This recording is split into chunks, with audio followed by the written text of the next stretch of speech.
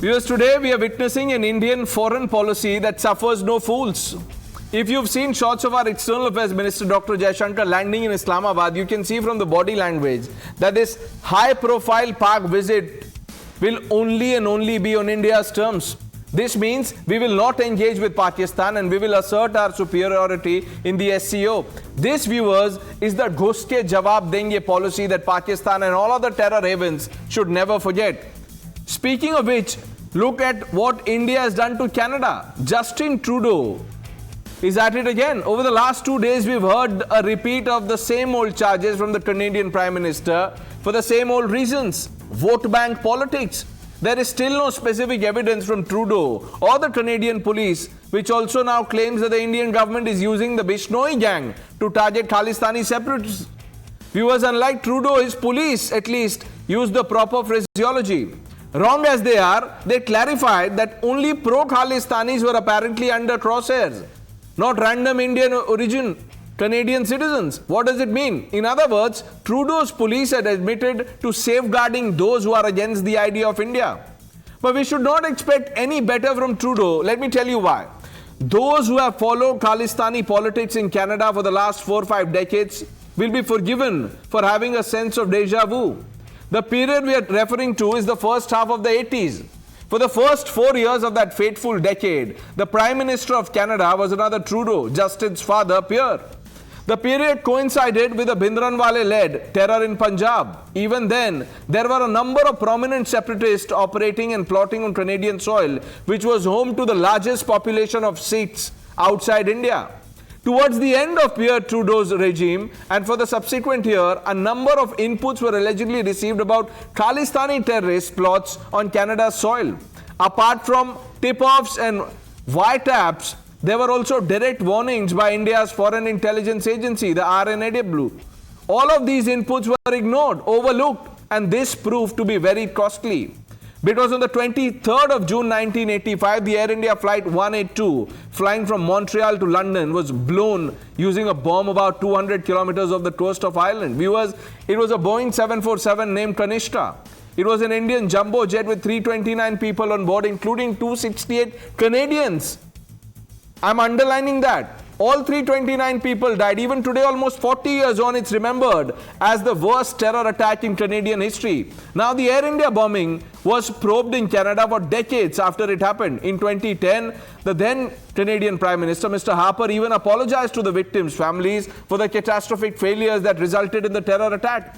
But despite all the deaths and the lapses and acknowledgement, there were barely any convictions or lasting punishment and barely any justice. And now it also looks like there were barely any lessons learned, either at least by Trudeau.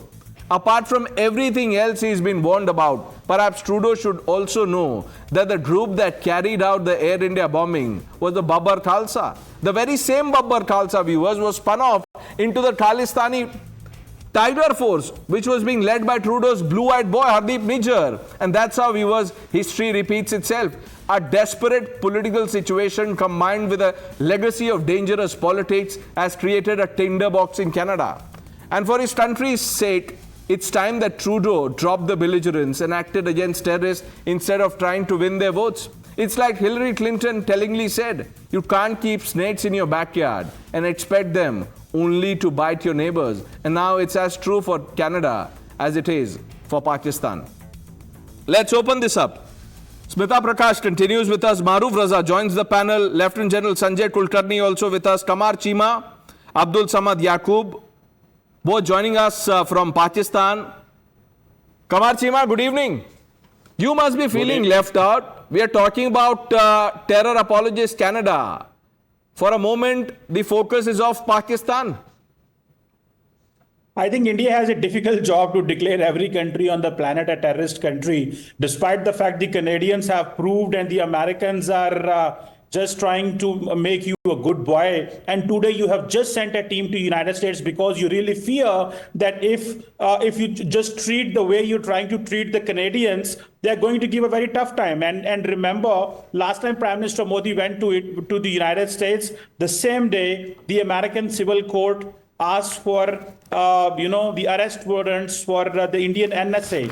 So in my understanding, I'm unable to understand, and I think that many people around the world are unable to understand. You will Only the never Indian understand. media, which is known as the Godi media, only the Indian media known as the Godi media at home, and Right. globally it is losing a credibility because you are following Prime Minister Modi's line. You have to call spade a spade. Kamar Chima, Just you say know, that Amit I'll Shah tell is you involved this. in all these things. Kamar Chima, the intelligence that you're talking about, the proofs, evidence that you're talking about has perhaps been shared with Islamabad because New Delhi hasn't got anything from I Trudeau. understand you have a No, difficult I'll job tell you. today. And you're talking about America.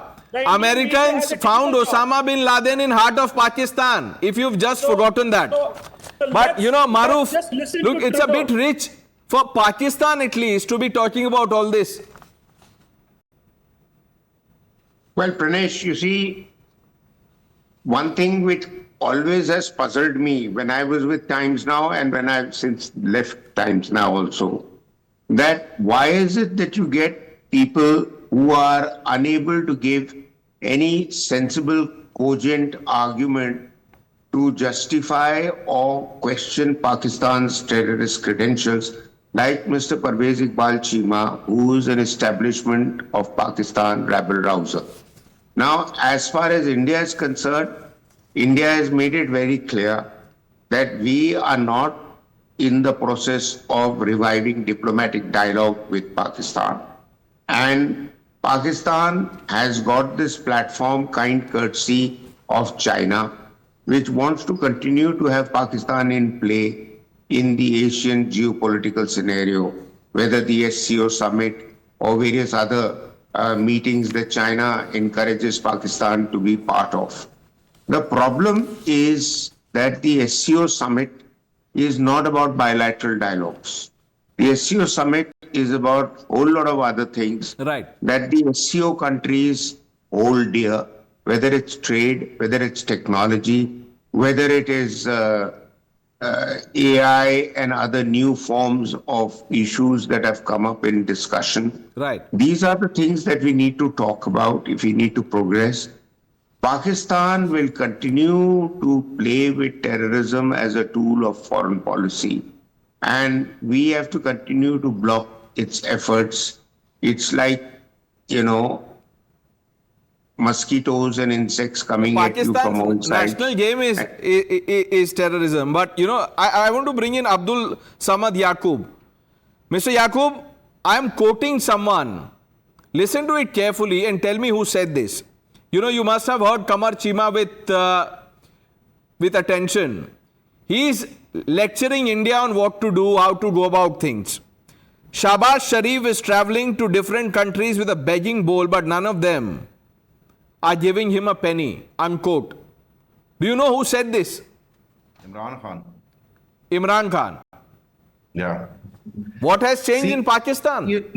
You are going to mix two different things. I mean, what Kamar Cheema was pointing out was the terrorist allegations. In fact, Canada has already proven and made over case. Where has it proven, sir? Easier. Where has it proven? This is the first time. I mean, ask for the dossier to the Canada, not to me. Dossier? I mean, have you given us any dossier? We've given you many dossiers. What have you done with it? You can't even comprehend the dossiers that we give you because half your generals are busy training terrorists. We have provided multiple dossiers to the world community. Yeah. Which one dossier that you did not give to the United States was about Osama bin Laden, but they found out his whereabouts and then they came. Where was Mr. Samad? I mean, should you be talking? Pakistan should be the last country on this planet to be talking about terror. Where was Osama bin Laden? Anybody will ask you, what will you say, and with what face will you say this? I mean, where was Osama found? If Osama bin Laden was founded in Pakistan, where is if? How can you he was? How can you prove this that it was a state-sponsored hideout or Pakistan was providing him a hideout? I mean, come on, Pakistan, even Musharraf himself Abdul Samad, you know, Mr. Samad, are you saying that the deep state there, आपके जो patrons हैं उनको पता ही नहीं है कि देश में कौन रह रहा है? ये तो हाल है पाकिस्तान का. ओसामा बिन लादेन, उनका इतना बड़ा घर था near Mr. Samad, 1 minute, sir, 1 minute. कहाँ पे होता था? You've tied yourself in knots, Smita जी. बलूचिस्तान के टेररिस्ट हैं जिनको आप दिल्ली बुला के स्मिता जी, उनका इलाज करते हैं, तो क्या वो टेररिस्ट नहीं है जो डिक्लेयर टेररिस्ट हैं, जिनकी बैंड ऑर्गेनाइजेशंस हैं, बीएलए हो गई? हम तो कहते थे कि जी आप इंडिया जो है वो state, Smita ji, I can't help but smile. Yeah. So, Pranesh, I think I will leave it to General Kulkarni of the Siachen conflict vintage and Maruf, one of India's finest minds on Pakistan, to answer the Pakistanis on your panel. I think you and I are, we don't qualify to answer them, or we don't matter at all. You have these two experts on the panel. As far as improving ties on this troubled neighbor is concerned, I'm sure in an ideal situation, the goal would be to create, a working relationship at least with this troubled neighbor. But we have seen that there have been non-ideal conditions ever since the country of Pakistan, I don't even want to call it a nation, the country, geographical entity of Pakistan was created. I mean, Pranesh, I spent my formative years in journalism in the 90s when Pakistan sponsored cross-border terrorism in Jammu and Kashmir. From that time to now, where we've had successful culmination of elections in Kashmir and probably the swearing-in ceremony of the Chief Minister this week, I don't think, I want to deal with Pakistanis on the panel, Okay. Who all the time will only talk about, these nitty-gritty matters for them. And the other thing I want to say is that today, we had Bilawal Bhutto talking about how he wants to improve conditions. And the last thing Indians need is the son of a Bhutto who wants to talk about peace with India. I mean, he's the one who not long ago said that India ka jo yaar hai, wo gaddar hai. And here is a person who barely a couple of months after saying those slogans turns around and says that we should have talks with India, peace talks with India. Sorry, we have seen what Benazir Bhutto was about and we've seen what Bhutto was about. We don't want another Bhutto to talk about peace with India. Okay. General Kulkarni, go ahead, sir.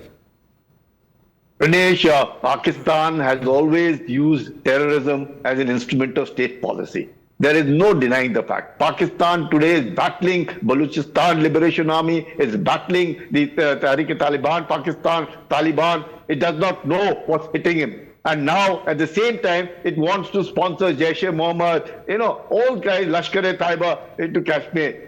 Pakistan has to understand that if it starts behaving the way it is doing so since 1947, I think we do not expect good relations with Pakistan.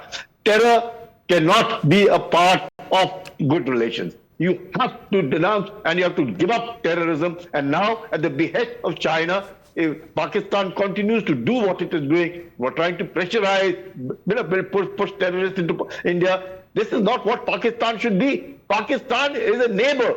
And it's something that we have to accept it, that it is a neighbor. But Pakistan going through such economic turmoil, 7 billion loan from IMF to survive, and now look at it, complete Islamabad sealed for 3 days, 10,000 troops all around to ensure that an ASEAN summit goes on in Pakistan. Is that what Pakistan is all about? And Pakistan must understand, it cannot export terror. It is only known to export terror.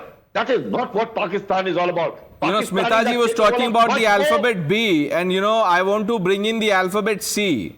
The two C's that are now very cozily sitting with Pakistan. One is China, the other C is Canada. 2 terror apologists, 3 terror apologists, because we all know what China has done at the United Nations when it comes to taking a stand on terror. Mr. Chima, why are you smiling so much?